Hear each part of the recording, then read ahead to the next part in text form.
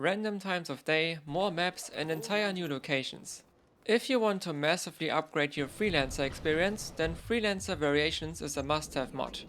Like for most Hitman free mods, we need the simple mod framework, but for this one we also need the modding SDK.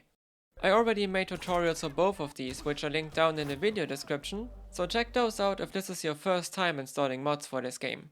When you have the simple mod framework and the SDK set up and ready to go, head over to the Freelancer Variations page on Nexus Mods, which is also linked down below. We're going to Files, and what we need is the main mod file right here. Then we import into the simple mod framework. We will get these warnings, but we can press I'm sure. Then we enable the mod and hit apply, and that's the first step done. Next step is installing the mission companion, which as you can see is used for a variety of other mods as well. Now this is an SDK mod, so we download and then open the zip file, copy the mod, then we head to our Hitman 3 files, go to retail, then mods and put the mission companion in here. Back on this page you might be wondering about this Freelancer Variations JSON file. This file determines which variants will appear in Freelancer. And we could grab the file from here, or we head over to the variant picker website, and you may want to set a bookmark for this so it's easier to come back. And now we can disable and enable variants for each map, either for takedowns or showdowns. So for instance, if we only want daytime Paris during takedown missions, we disable all other options and this will be the only variant to show up in the game.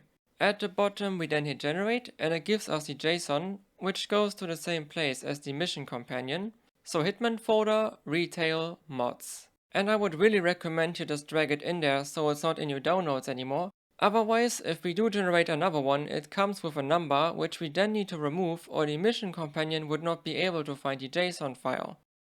That is the installation done. Now we start up the game and in the main menu we have to open the SDK menu. And we can ignore all these other mods here. We only need to enable the mission companion and hit OK. And now when we play Freelancer, we will get any variants based on our selection. If we wanna change our selection, we have to generate a new JSON. And we can either start again with the default selection or import our current selection. If we look through the options, you will notice some slots share multiple maps. That's because these are locations not normally available in Freelancer. And apart from Hawke's Bay, there is no way to add them to the planning screen. So for example, let's disable all these variants for the Colorado slot so that only the passenger train remains, and then generate a new JSON. Then we simply replace the old JSON by dragging in the new one. Now when we select Colorado and Freelancer, we will arrive in Carpathian Mountains instead. The train is also a possible variant for Hawke's Bay or New York, so plenty of options for this one. But of course there are many more custom-made variants. Miami has a sunset and nighttime variant of freeform training, except it's not a wooden replica in the ICA facility, but an actual yard docked in Miami. Also from the ICA facility, you can play a real version of the final test, either using the Ambrose or Haven Island slots.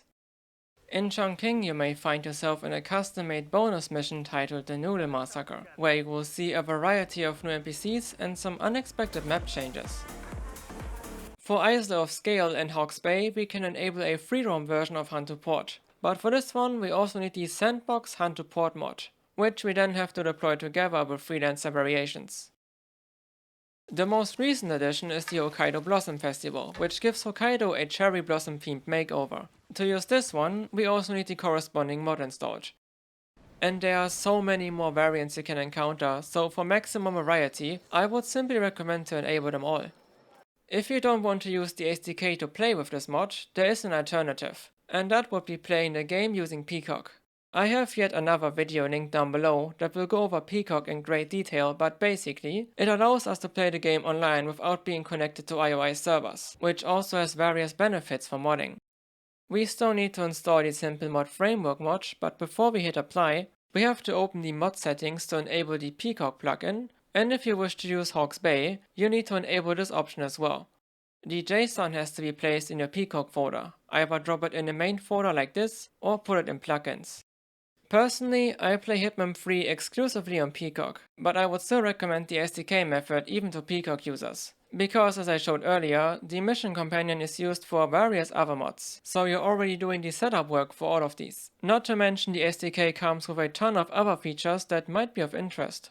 The Hawke's Bay via plugin option also does not support variant selection, and probably the most important thing to note, as long as you don't enable the plugin options, you can use the SDK to play Freelancer Variations on both official servers and on Peacock. And this should be everything you need to know about a mod that can be considered a must-have for anyone playing on PC. And if you still got any more questions, feel free to ask in the comments or in my Discord server. Now enjoy your upgraded Freelancer experience, and until next time.